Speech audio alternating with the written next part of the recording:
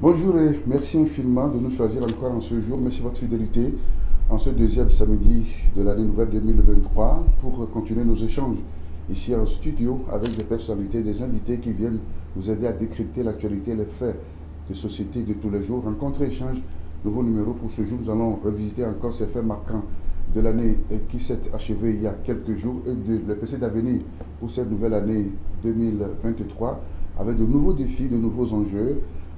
En passant par certaines célébrations qui auront lieu au cours de cette année. Pour en parler de ces sujets divers, pour en parler, je reçois pour vous le Père Pierre Chandel Affolon. Il est le directeur national de l'enseignement catholique, mais en même temps aussi aumônier des cadres catholiques du Togo. Mon Père, heureux de vous retrouver pour cette nouvelle année. Merci. Merci à vous pour la dernière fois que vous étiez sur nos plateaux pour nous aider à décrypter l'actualité, à décrypter les faits de société. Merci à vous plutôt pour l'invitation. Merci à nos amis téléspectateurs et téléspectatrices. Et nous sommes encore au début de l'année. Je voudrais exprimer à vous-même et aux responsables de cette télévision mes meilleurs vœux pour cette année nouvelle. Aussi pour tous nos citoyens et citoyennes, ceux et celles qui nous suivent en ce moment, nous demandons à notre Dieu de nous bénir et d'accorder à chacun d'entre nous, à nos familles, à nos autorités, une année bonne, sainte, remplie de paix du cœur et de joie.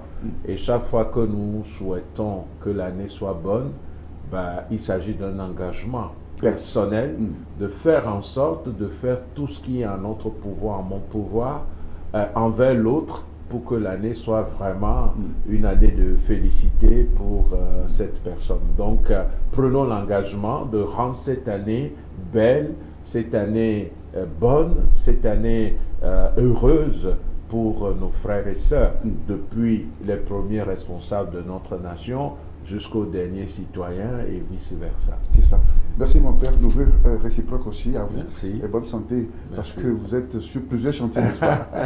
Alors, un peu comme vous-même aussi. Alors, il y a beaucoup de sujets à débattre, mais je voudrais qu'on ait peut-être une pensée pour le premier président togolais, Sylvanus Olympio. Ça fait 60 ans qu'il a été assassiné. Et quelle pensée pour ce père de l'indépendance de notre pays? D'abord, comme prêtre, je voudrais continuer à prier pour son repos en Dieu. Et dans l'Église catholique, la prière consacrée, c'est Seigneur, accorde-lui le repos éternel et que brille à ses yeux la lumière sans déclin. Et qu'il repose en paix. Amen. Oui, donc après plusieurs années, cette prière toujours de rigueur, est toujours en vigueur. Et puisque c'est Dieu dans sa bonté qui accueille nos défunts, et que Dieu n'est qu'amour, nous avons la certitude que ceux qui nous ont précédés sont dans l'amour du Seigneur. Néanmoins, la Sainte Mère l'Église nous invite à prier toujours pour ces personnes. Comme nous le disons dans notre foi, que nous professons chaque dimanche le credo, nous déclarons que nous croyons en l'Église qui est une sainte et catholique, donc c'est universel, et en même temps, nous croyons à la communion des saints. Oui. Nous croyons que ceux qui nous ont précédés continuent de vivre et de vivre plus proche de Dieu et pour ne pas dire auprès de Dieu, même s'ils ne sont pas dans la plénitude de la félicité. Et notre foi nous dit que tous ceux qui nous ont précédés sont plus proches de Dieu si vraiment ils acceptent d'entrer dans cet amour qui est encore proposé à la fin de notre vie. C'est vrai que beaucoup diront que cela ne cadre pas avec la révélation biblique, mais c'est notre foi en tant que catholique Et le sujet n'est pas celui-là, sinon on peut trouver des soubassements bibliques. C'est cela. Parce que le salut du Christ vaut pour tous les hommes et pour tous les temps. Et Dieu est en dehors du temps et de l'espace. Et l'âme étant immortelle, l'âme peut rencontrer Dieu après la mort. Et ce faisant, nous embrassons même des vérités de notre culture qui croit que les morts ne sont pas morts. Ils ont changé en réalité leur façon d'être une présence dans l'existence. Voilà. Revenons au président Sylvanus Olympio. 60 ans après son assassinat, son décès, que retenir de son héritage pour que les Togolais puissent se sentir, n'est-ce pas, dans cette lutte qui ont été menées par ces pères de l'indépendance, et notamment lui et principalement Sylvanus Olympio. Merci beaucoup. Je crois que nous, Togolais, nous devons assumer notre histoire. C'est tellement important. Sylvanus Olympio a été un homme d'État de renom, non seulement pour le Togo, mais pour toute l'Afrique. Hein. Il était très connu au sein de l'OUA et aucun être humain n'est parfait. Si on visite sa vie, on peut trouver qu'il y a eu telle ou telle autre réalité qu'on n'accepte pas. Mais on ne peut pas réduire l'être humain à des éventuelles faiblesses. Du coup, pour moi, c'est un chef d'État qui avait de la vision. On sait qu'il avait déjà compris très tôt que l'indépendance serait quelque chose de factice si l'indépendance économique ne l'accompagnait pas. Oui. Et il avait compris aussi que tel que le franc français était et tel que nos relations au niveau économique se dessinaient, ben, ça allait plomber le pays. C'est pour ça que rapidement il a voulu créer la monnaie et pour être rimé sur le Deutsche Mark parce que justement il trouvait que c'était beaucoup plus intéressant pour nous. Et tout ça n'a pas abouti avec son assassinat, mais je crois que en assumant notre histoire, nous allons redécouvrir que ce qui se passe, malgré les hauts et les bas, peuvent être pour nous des lieux de renaissance. C'est ça. Par exemple, de nouveaux départs. Aujourd'hui, par exemple, nous, Togolais, nous devons arriver à voir qu'est-ce que nous pouvons capitaliser de la vie de Sylvanus Olympio. Et on doit sortir de cette peur de le nommer et de parler de lui. Et je crois que la CVJR, dans ce sens, a fait des recommandations. Et personnellement, je crois que assumer notre histoire, c'est aussi reconnaître que le premier président togolais a été assassiné, peu importe par qui, pour quel objectif, mais ça c'est notre histoire. Nous devons l'accueillir et faire avec. Voilà pourquoi, personnellement, je crois que nous devons faire un travail pour aussi rapatrier ses dépouilles et lui offrir... C'est l'une des recommandations de la CVJR et lui offrir des funérailles dignes de ce nom. Ça. Et moi, j'ai eu l'occasion d'aller sur sa tombe à Agoué, proche de la paroisse d'Agoué, de l'autre côté justement de la frontière au Bénin.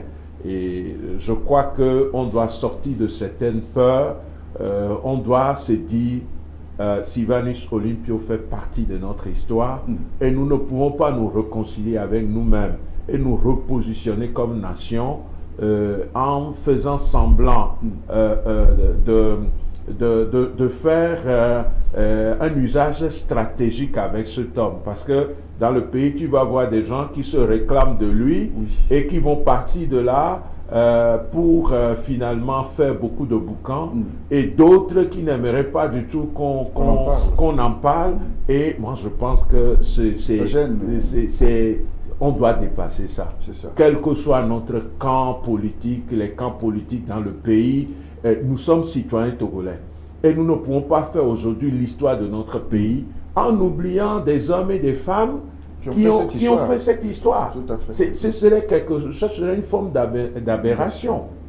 L'être humain, pour se positionner dans le présent et créer ou inventer son avenir, doit assumer son passé. Donc, c'est notre histoire, accueillons ça. Ce n'est pas un lieu qui doit créer ou de l'agitation ou de la phobie, mais justement un lieu où nous devons nous retrouver pour assumer davantage ce que cet homme a porté pour cette nation, le Togo. Envie de faire face à l'avenir. Envie de faire face à l'avenir, parce qu'il ne sert pas à grand-chose d'aller fouiller simplement l'histoire si ce n'est pas pour trouver des soubassements qui donnent sens à notre présent afin de bâtir un avenir meilleur. Et donc, quelles leçons, par exemple, nous, Togolais, ou l'Afrique a tiré des coups d'État, par exemple.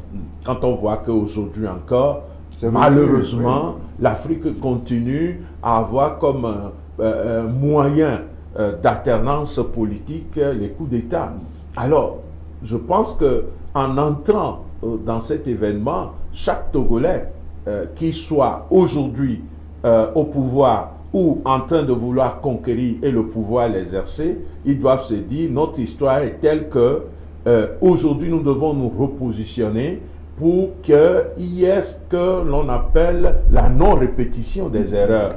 Et ce serait dommage que la façon de gouverner la cité puisse continuer à donner des idées de coups d'État aux uns ou aux autres, ou des idées de violence, parce que la Bible est claire, tu ne tueras pas.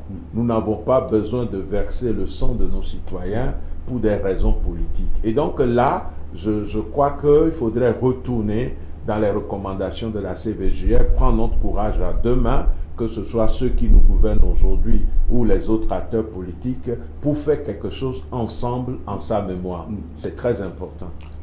Voilà, c'était une entrée dans cette émission avec ce clin d'œil au père de l'indépendance, Sylvanus Lupio, dont l'assassinat fait maintenant 60 ans que ça s'est passé. C'était en janvier 1963. Mon père, nous allons rester dans cette registre, n'est-ce pas, de nos morts, pas pour les célébrer, mais pour en avoir une mémoire pieuse pour eux, avec le pape émérite Benoît XVI, qui a rendu l'âme dans le courant du mois de décembre, en fin d'année. Ce pape qui a démissionné, c'est une première depuis le Moyen-Âge dans la vie de l'Église. Et qu'est-ce que cela vous inspire, Benoît XVI, sa vie et cette mort, et ce retrait, n'est-ce pas, de sa charge pontificale? Comment résumer tout cela? Et tout comme je venais de prier pour Sylvanus Olympio, je prie aussi pour que le pape Benoît XVI, le pape émérite Benoît XVI, vraiment repose en paix et que brille à ses yeux la lumière sans déclin. Et ce pape a été vu diversement dans l'histoire. Beaucoup ont gardé de lui au Saint-Siège. Mais il en a fait plus, parce qu'il était dans la curie romaine. Et beaucoup ont vu celui qui est, comme on dit dans nos couloirs, le Ratzinger, c'est-à-dire celui qui défend l'orthodoxie de la foi. On l'a traité de traditionnaliste et de conservateur, de réactionnaire. Mais à dire vrai, le pape Benoît XVI, c'est un théologien d'abord, c'est-à-dire c'est un universitaire de haut rang qui a enseigné au niveau, disons, très élevé de la science qu'est la théologie. Et donc, on doit se rappeler qu'il fait partie de ceux qu'on peut dénommer les théologiens du Concile Vatican II, et qui continuent d'être la source fondamentale pour l'Église dans sa doctrine, dans sa pastorale, dans sa liturgie et même dans son droit. Le droit canonique a été à nouveau élaboré depuis le Concile Vatican II. Et c'était des jeunes théologiens qui, justement, durant le Concile, ont beaucoup travaillé pour que l'Église puisse se positionner en toute vérité selon la révélation et le Saint Magistère, mais en assumant l'aujourd'hui. C'est-à-dire, la parole de Dieu est toujours annoncée à un homme concret.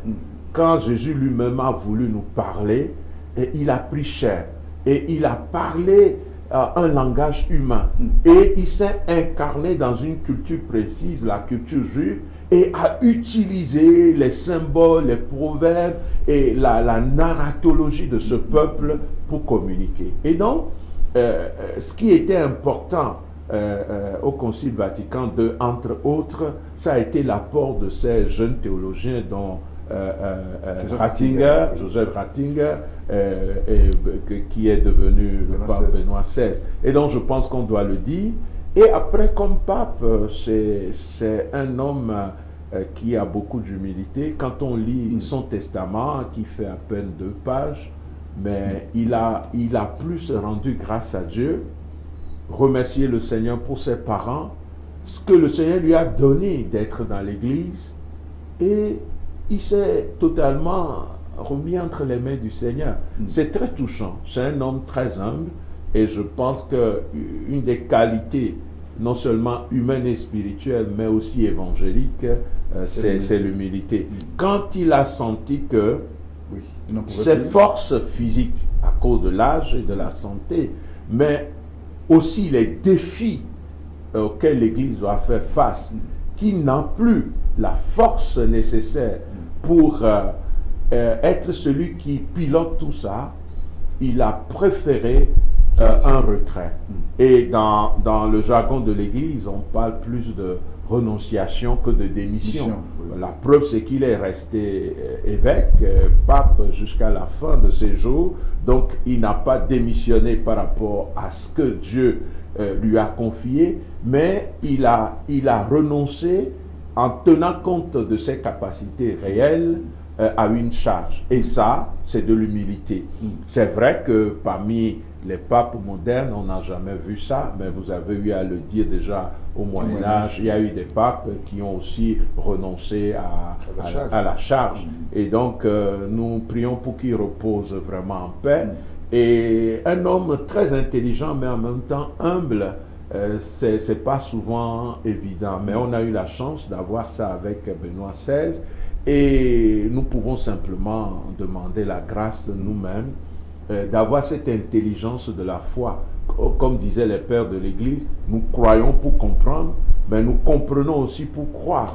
Et avec Benoît XVI, on peut dire que la foi n'est pas simplement dogmatisme, la foi n'est pas simplement une forme de croyance comme ça, qui n'appelle pas la raison et n'appelle pas la dimension critique. Du coup, son prédécesseur dans Fides, Jean-Paul II, dans Fides Ratio, je crois que c'est dès l'introduction, le numéro 1, disait que pour s'élever vers la contemplation de la vérité, comme un oiseau, il faut les 2 ailes, l'aile de la raison, l'aile de la foi. Et je pense que ça s'incarne très bien en la personne de Benoît XVI.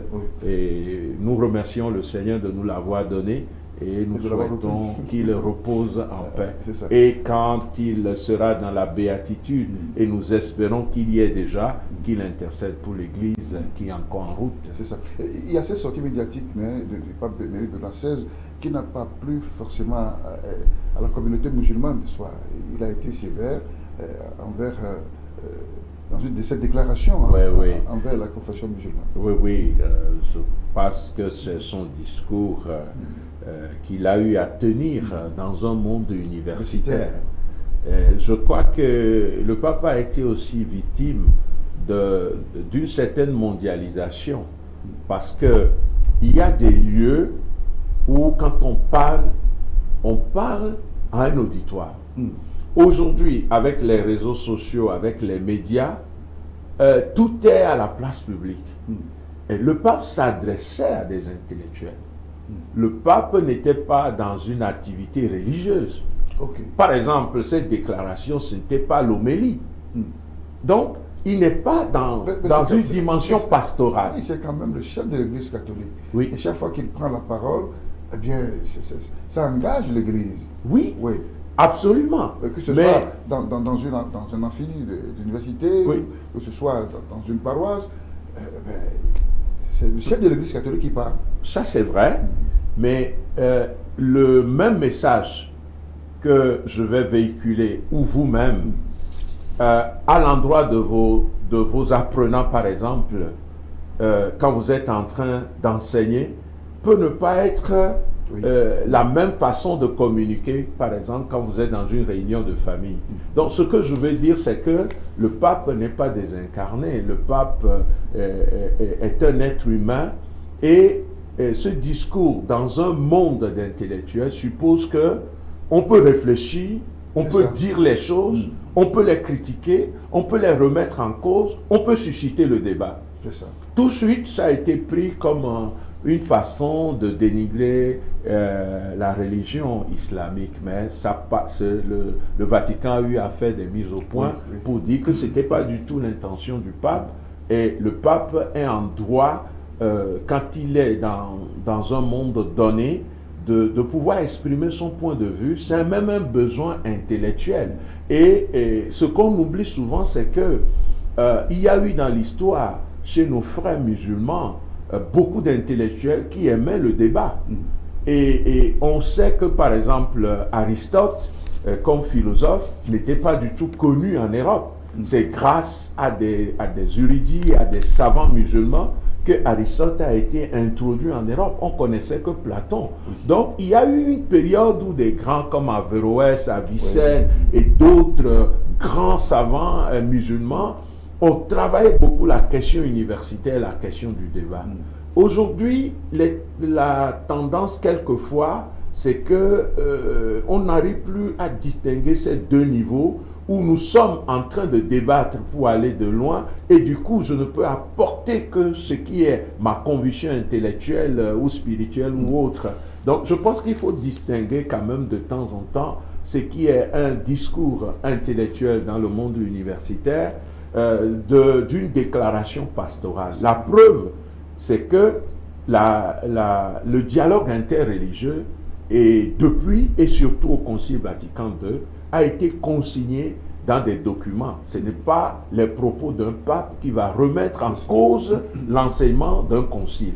Donc, ces niveaux de nuances, quand ce n'est pas respecté, on assiste des fois à des accusations comme ce qu'il a eu, mais je crois que le Vatican, la cellule de communication du Vatican, en ce moment-là, avait réagi et a essayé d'expliquer les propos du pape. Fort heureusement que ça n'a pas créé d'autres problèmes, et que tout se passe bien dans le dialogue interreligieux. Oui, nos frères musulmans et nos sœurs musulmanes sont véritablement nos frères.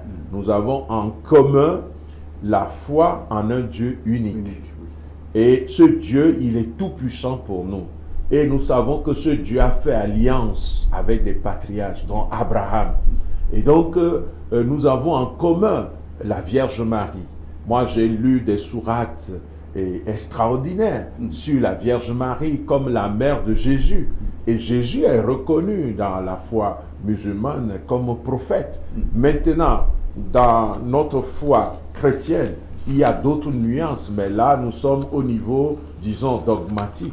Mais quand nous restons au niveau pastoral, nous avons beaucoup de choses à partager avec nos frères et sœurs musulmans. Et quand nous restons aussi au niveau moral ou éthique, nous sommes tous comme des religieux engagés pour faire le bien.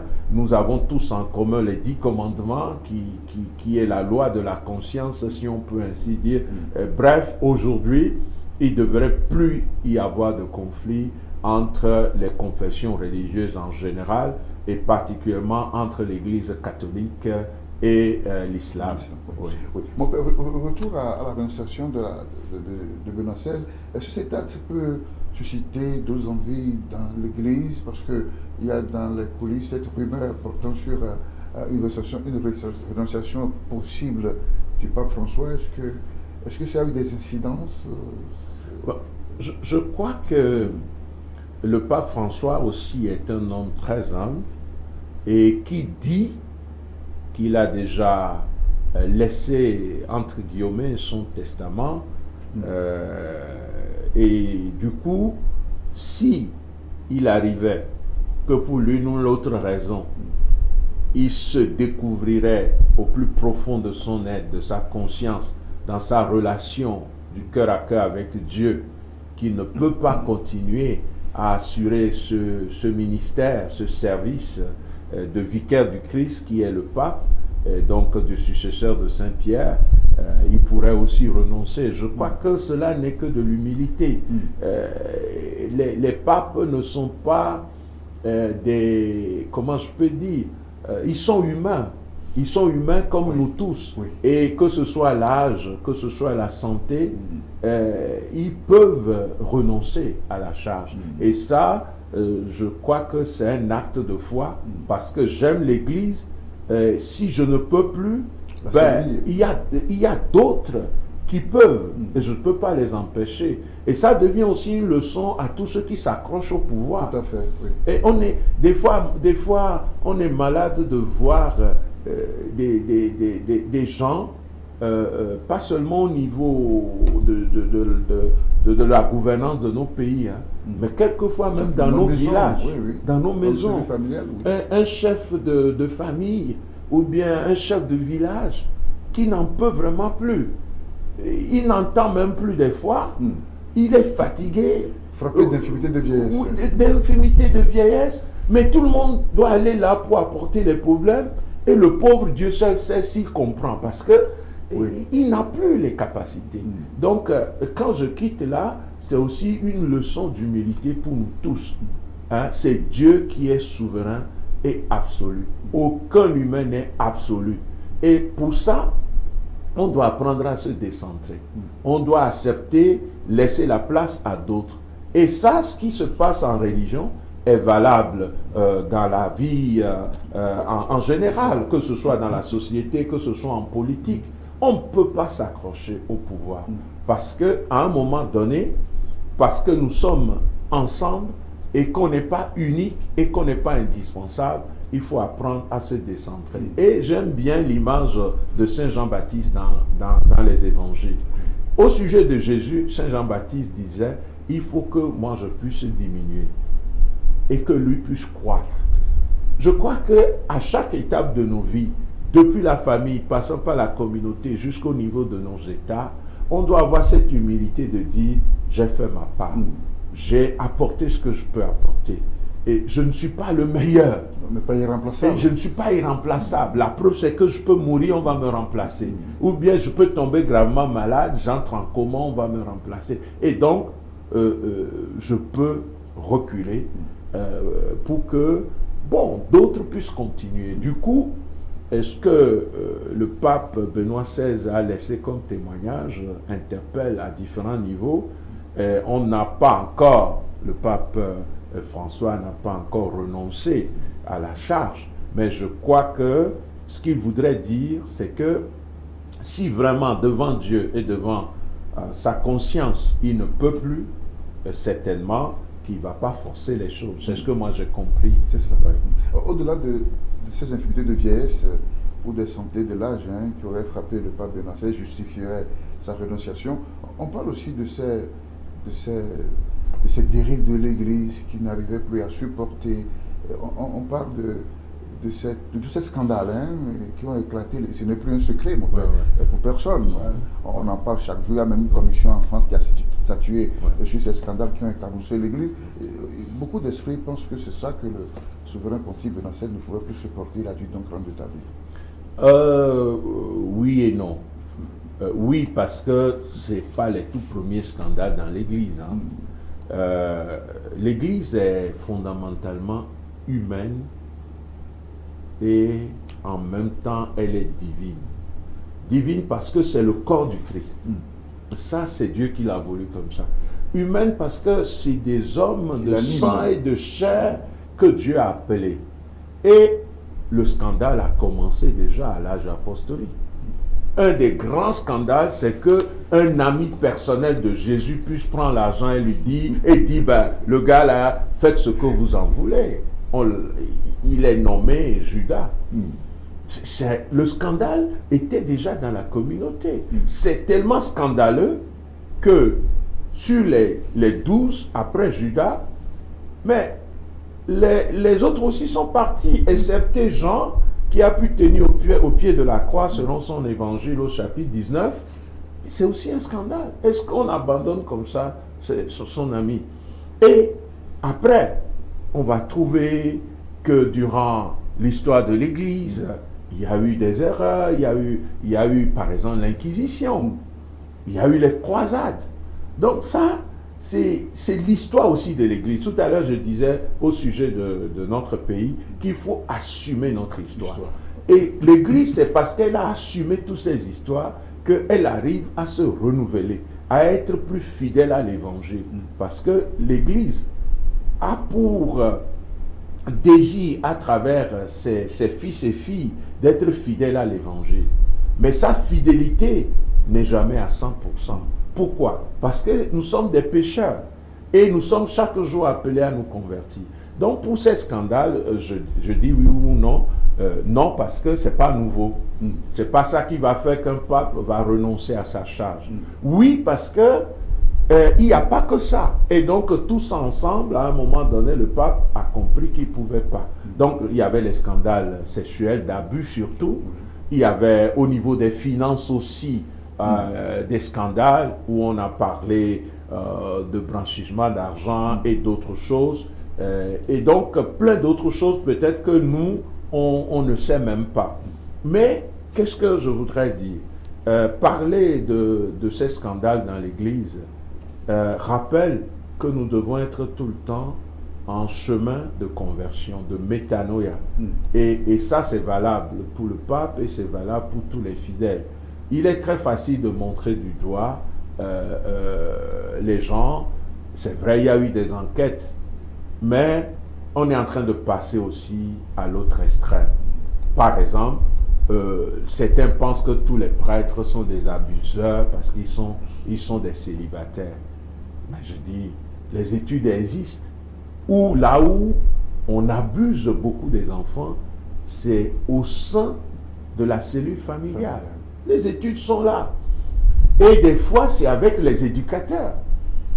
Donc, c'est vrai, il y a environ, selon les pays, 1 à 1,2% sur l'ensemble du clergé qui ont eu à abuser. Et chaque fois, l'Église a donné une tolérance zéro aujourd'hui à ces actes et c'est puni. Et il y a des prêtres, il y a eu des évêques, quand c'est prouvé, qui non seulement ont perdu l'exercice de leur fonction sacerdotale, mais qui se sont retrouvés devant les tribunaux et qui ont fait la prison. Ça montre que nous, les prêtres, nous ne sommes pas des anges. On regrette et on prie pour qu'il n'y ait pas ces scandales. Mais en même temps, on ne peut pas réduire l'Église à ces scandales-là. Parce que l'Église catholique, c'est pas parce que je suis prêtre que je le dis, hein, mais l'Église catholique a le mérite d'ouvrir des enquêtes, d'accepter qu'on puisse enquêter les autres églises. Par exemple, qu'est-ce qui se passe dans un couvent vaudou? Il y a des évêques qui ont protégé beaucoup de prêtres de leur diocèse. Hein? Oui, ça a été des mentalités de l'époque. Parce qu'il faut dire que l'abus même, les psychologues, vous pouvez les inviter, ils vont mieux vous l'expliquer. Pendant longtemps, on n'a pas vraiment nécessairement saisi la gravité en comprenant par exemple qu'un abuseur, c'est un malade. Et que peut-être lui-même a été abusé. Et que c'est des mécanismes psychologiques et profonds qui nécessitent une prise en charge.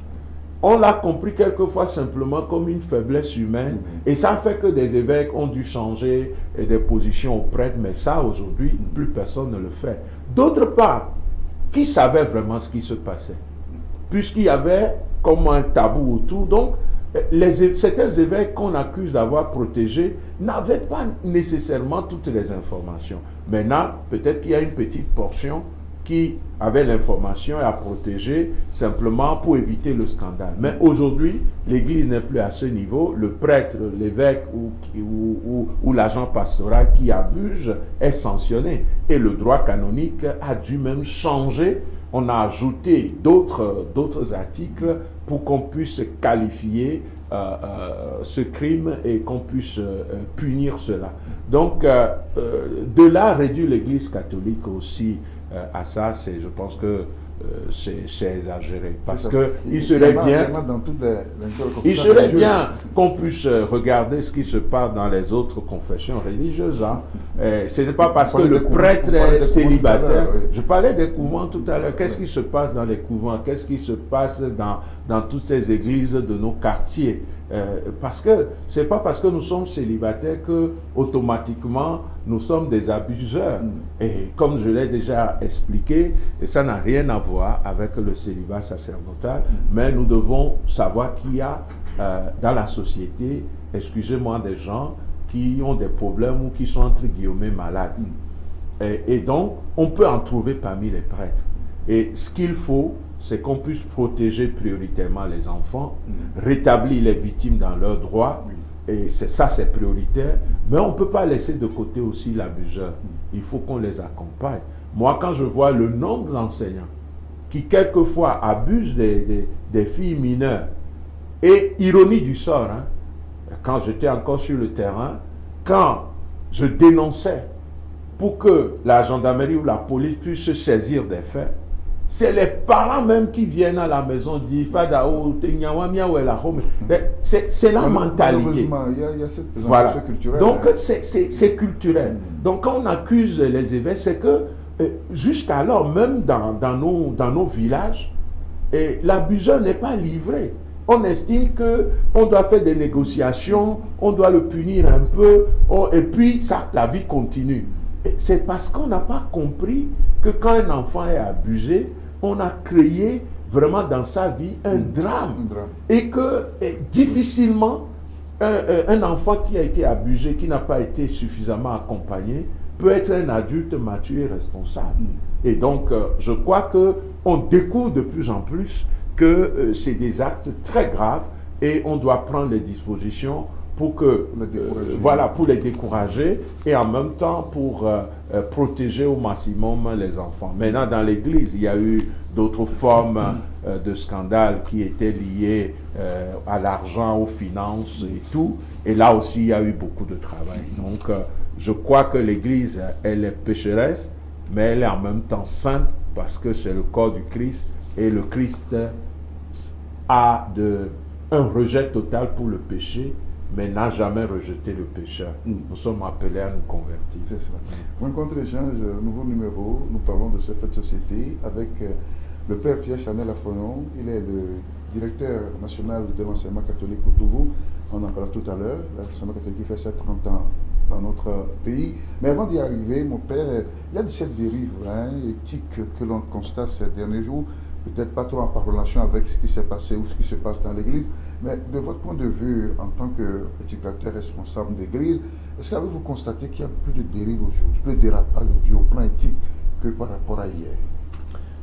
Je dirais oui, mais un oui très subjectif, parce que des fois, pour faire cette comparaison entre le passé et le présent, il faut avoir des études. J'ai pas eu vraiment, voilà, il faut prendre le temps d'étudier ou bien de se référer aux études des autres, ce que j'ai pas pu faire. Mais je parle du présent. Le présent m'interpelle quand je prends des valeurs éthiques ou bien quand je prends simplement des réalités qui fondent notre moralité. Et ces éléments, c'est notamment ce qu'on peut appeler aujourd'hui la théorie du gender ou la théorie du genre, où finalement, au nom d'une éducation sexuelle qu'on désigne complète, et on trouve d'autres contextes, on va dire à des jeunes que vous ne pouvez pas dire tout de suite, avant l'âge adulte, quel est votre sexe. Ça, par exemple. Donc, on est en train d'effacer la différence sexuelle qui est fondamentale pour toute société. Parce que dans nos sociétés, encore aujourd'hui, on est éduqué humainement pour être femme ou pour être homme. Et même dans les familles, quand tu prends une famille, il y a des tâches qui sont réservées aux garçons, il y a des tâches qui sont réservées aux filles, et on prépare les filles à être de bonnes mamans, de bonnes épouses, et on fait la même chose aux garçons, ainsi de suite. Au point où nos sociétés avaient créé des rites de passage pour les garçons et pour les filles. Et heureusement, notamment chez les Kabyais, on a pu encore sauvegarder ces rites, et puis chez d'autres peuples encore chez nous. Il est vrai que beaucoup de ces rites sont perdus aujourd'hui, mais je suis profondément malheureux quand sous le dictat de certaines organisations des Nations Unies et de façon très cachée, on commence à vouloir introduire tout ça chez nous. Et en même temps, je voudrais remercier le gouvernement, par exemple, qui, malgré la pression, a dit non, moi je ne peux pas légaliser l'homosexualité. Et une chose, c'est des personnes qui vivent une situation et qu'on ne peut pas exclure de la société et qu'on doit pouvoir accompagner. Ça, c'est une autre chose. Et une autre chose, c'est de créer des troubles chez les jeunes et de faire la promotion de l'homosexualité. Aujourd'hui, c'est comme si les jeunes veulent essayer ça aussi. Ils veulent voir aussi qu'est-ce que c'est qu'est-ce que c'est la pratique homosexuelle. Mais c'est très grave. Et ça, un homme qui est déséquilibré dans sa sexualité va être déséquilibré dans beaucoup de choses. On ne va pas le rejeter parce que c'est aussi un enfant de Dieu, mon père. Non, on ne va jamais rejeter. Mais je dis, tel qu'on est en train d'aller maintenant, le déséquilibre dont je parle, je ne parle pas de l'homosexuel. Oui. Je parle de ce qui est véhiculé. Ce qu'on doit enseigner, c'est la capacité d'accepter quelqu'un dans sa différence. Oui. Mais ce qu'on ne doit jamais enseigner, c'est la promotion de cette différence. Mais quand on lit les documents, quand on voit des prises de position, quand on voit comment on défend, soi-disant, les droits des minorités, on en arrive finalement à asseoir des théories terribles où les adolescents ne savent plus s'ils sont des garçons ou des filles. Et on leur dit, mais vous devez choisir votre sexe. Mais depuis quand on choisit le sexe? Le sexe, c'est le don de Dieu, c'est le don de la nature. C'est à partir de là qu'on se structure. On se structure comme homme et comme femme, comme féminin, comme masculin. Et l'humanité est comme ça. Dès la création, la Bible est claire là-dessus. Il créa l'homme à son image et à sa ressemblance. Homme et femme, il les créa. Donc, moi, j'ai participé à un atelier national qui a validé le document. Ce qui nous était proposé, c'était l'éducation sexuelle complète. Oui. Heureusement et de façon majoritaire, nous avons dit non. Déjà, la dénomination nous dérange. Ce dont nous avons besoin, c'est une éducation aux valeurs et à la santé sexuelle. On doit éduquer aux valeurs et à partir de ces valeurs, ouvrir le jeune à tout ce qui tourne autour de sa sexualité. Nous sommes totalement d'accord. On ne peut pas faire de la sexualité un tabou.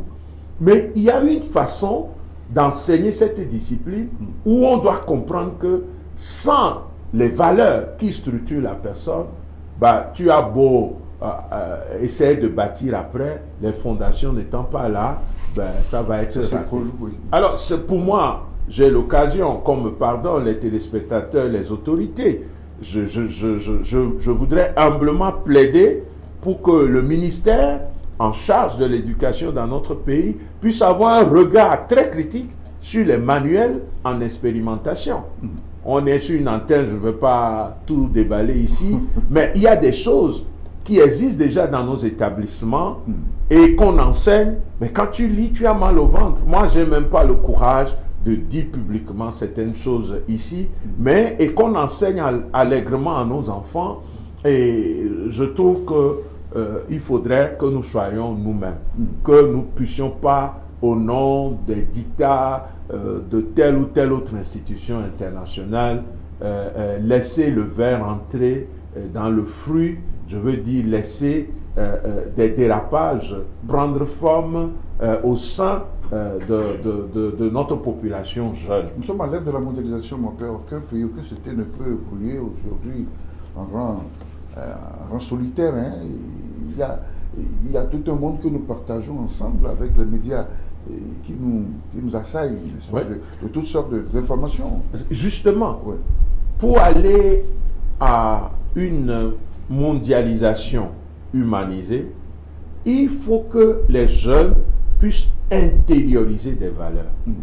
ce qu'il y a de plus dangereux, c'est de les propulser dans ces soi-disant mondialisation ou globalisation sans qu'ils ne puissent vraiment avoir des racines. Et ces racines-là, c'est l'éducation donnée en famille, c'est l'éducation donnée à l'école, mais c'est aussi l'éducation que la société va inculquer à travers les paroisses et les autres structures religieuses qui accompagnent les jeunes. Donc, c'est vrai, il y a aujourd'hui les films avec Internet, il y a les films pornographiques et tout, mais si on n'aide pas les jeunes à saisir ce qu'il y a de dangereux et à voir ce qu'il y a de noble en eux qu'ils doivent développer, ben, il est normal qu'ils aillent à ce rendez-vous les mains vides. C'est ça. Je crois que c'est Senghor qui disait déjà que ça va être un rendez-vous du donner et du recevoir. Ne permettons pas qu'au nom de la mondialisation, nos jeunes aillent les mains vides pour aller consommer n'importe quoi, et même des choses empoisonnées qui demain feront que nos sociétés qui doivent encore atteindre un développement intégral soient bloquées quelque part. Parce que la première ressource d'un pays, ce sont les êtres humains. Si on a des jeunes aujourd'hui gravement perturbés dans leur identité, alors ça va être très problématique à gérer après. Les pays qui sont passés à ça, il faut aller voir le nombre de jeunes en dépression et le nombre de jeunes qui sont en train de prendre des médicaments. On ne le dit pas assez, mais il faut entrer dans la société occidentale pour voir la fragilité des jeunes aujourd'hui. Essayons d'éduquer nos jeunes pour qu'ils soient des hommes et des femmes debout pour challenger avec justement la mondialisation. Alors, comment remettre tout cela à l'ordre et donc revenir à ces valeurs fondamentales qui font la société et éviter justement ces dérapages éthiques auxquels on assiste de nos jours, mon père? Moi, je pense qu'il y a un bon travail qui se fait déjà au niveau du ministère. Je peux encourager et demander que ça soit renforcé. On ne peut pas mettre à disposition de nos enfants des manuels qui n'ont pas été validés de façon nationale avec différents acteurs des disciplines en lien avec ce qu'on appelle l'éducation sexuelle. Il faut nécessairement que des techniciens, mais aussi d'autres acteurs valident ces documents pour que les valeurs puissent être sauvegardées dans l'enseignement. De même, dans la formation de ceux qui doivent dispenser ces disciplines, je pense qu'on a besoin de leur indiquer comment transmettre ces disciplines pour ne pas créer l'effet inverse. Et maintenant, chaque famille, l'enfant grandit grâce à la famille. Chaque famille, les parents ne doivent pas démissionner, les tuteurs ne doivent pas démissionner, ils doivent continuer à transmettre les valeurs, à regarder un peu la compagnie des enfants, à s'assurer de la fréquentation, de leur stabilité. Les parents doivent parler beaucoup avec leurs enfants, anticiper, sortir des problématiques sur lesquelles ils vont débattre. C'est quand c'est le camarade qui doit éduquer un autre camarade que ça devient problématique. Voilà pourquoi l'éducation, la paire éducation est problématique. Hein, mais un jeune peut transmettre des valeurs à un autre jeune. Mais ça suppose qu'il y a dans l'ombre des adultes qui l'ont encadré, qui l'ont accompagné. C'est ça. Oui, à condition que ces enfants aient des repères. Parce que c'est ça aussi, les références. Nous les adultes, ce que nous devons, le modèle que nous devons être pour ces enfants. Oui, c'est très important. Pour grandir, il est capital d'avoir sous les yeux des modèles. Je pense que chacun d'entre nous pourrait dire tel enseignant dans telle discipline m'a marqué. Oui. Ou tel pasteur, ou tel imam, ou tel prêtre m'a marqué durant mon enfance et ma jeunesse.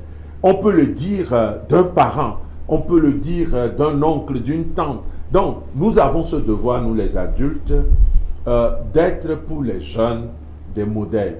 Et ça, c'est fondamental pour une société.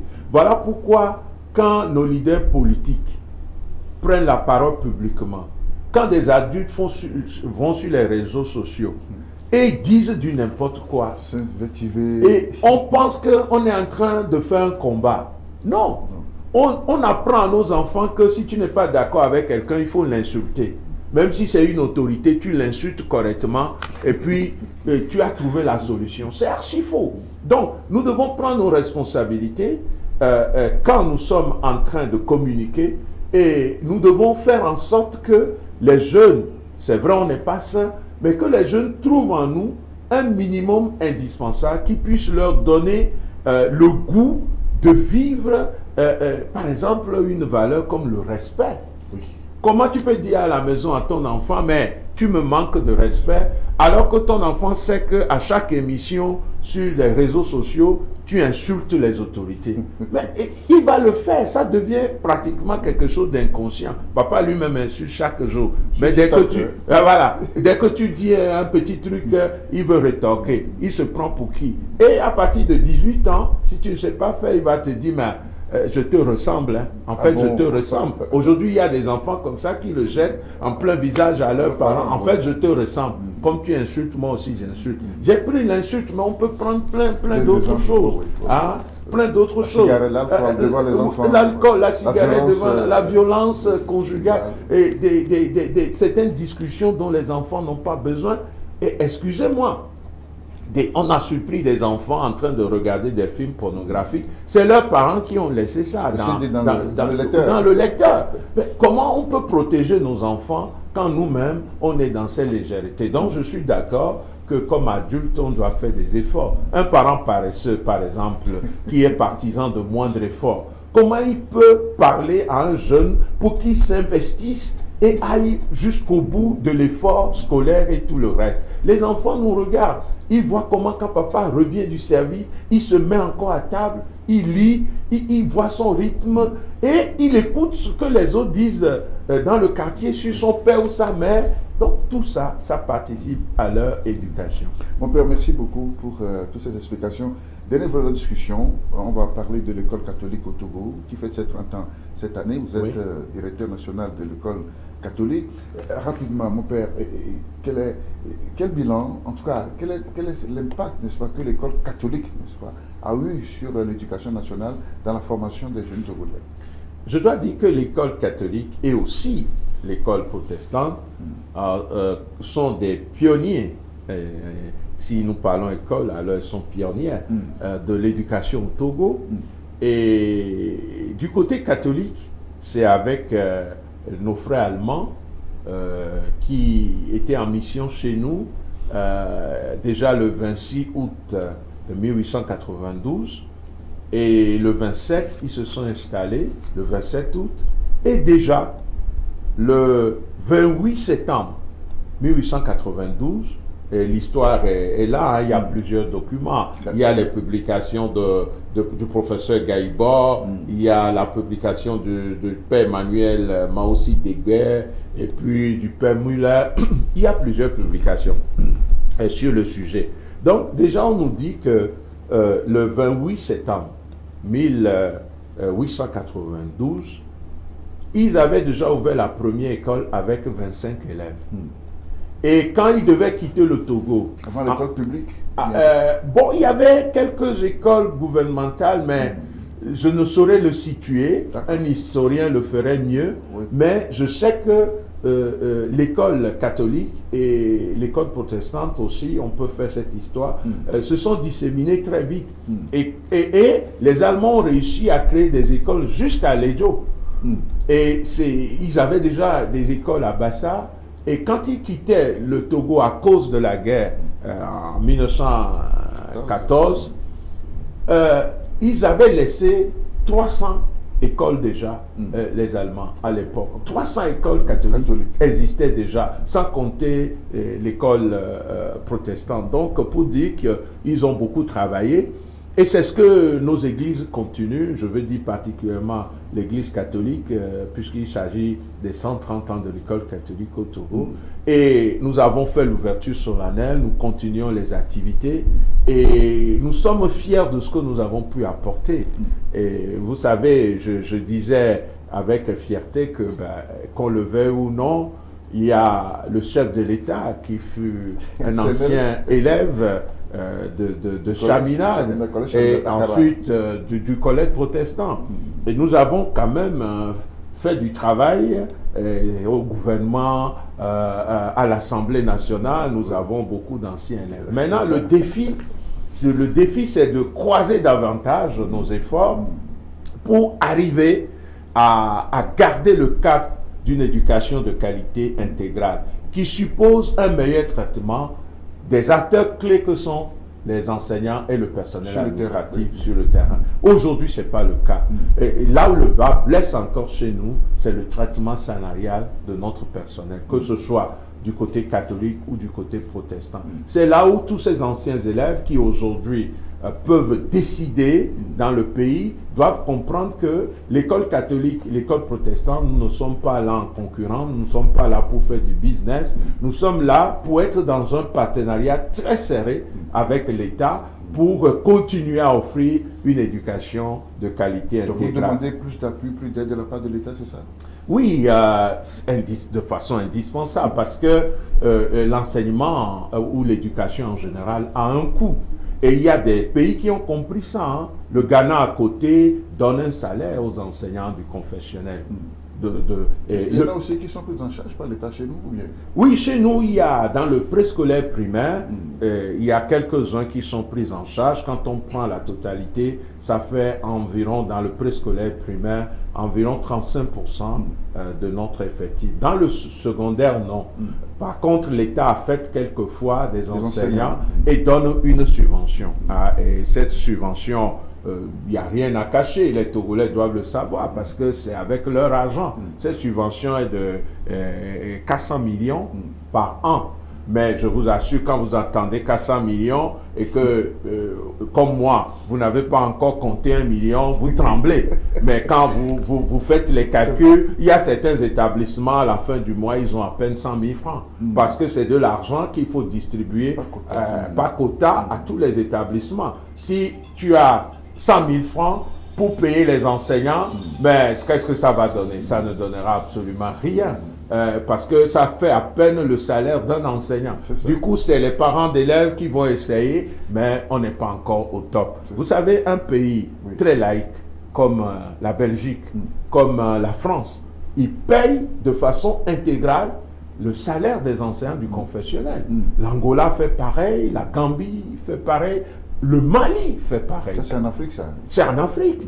Donc, pour dire que nous devons continuer à travailler, main dans la main, pour que l'enseignement confessionnel puisse être un partenaire important aux côtés de l'État pour une éducation de qualité. Ça, nous allons y arriver avec la bonne volonté des uns et des autres. C'est, voilà, durant l'émission, si je lui ai dit des choses qui peut-être ont blessé, je demande pardon.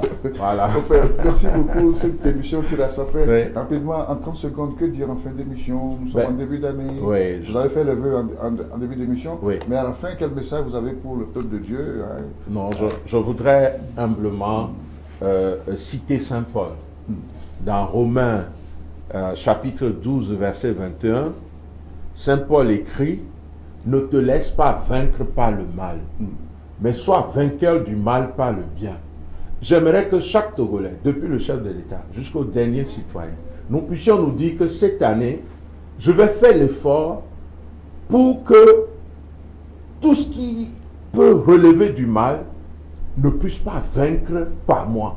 Mais que moi, je déploie tout ce que j'ai comme énergie morale, spirituelle, physique, pour que le bien puisse triompher du mal. Parce que ce que nous cherchons, c'est un Togo debout, prospère, où le bonheur est partagé.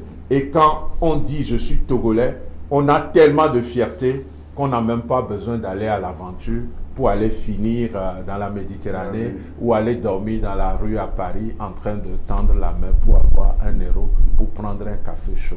Ça, ce n'est pas le projet.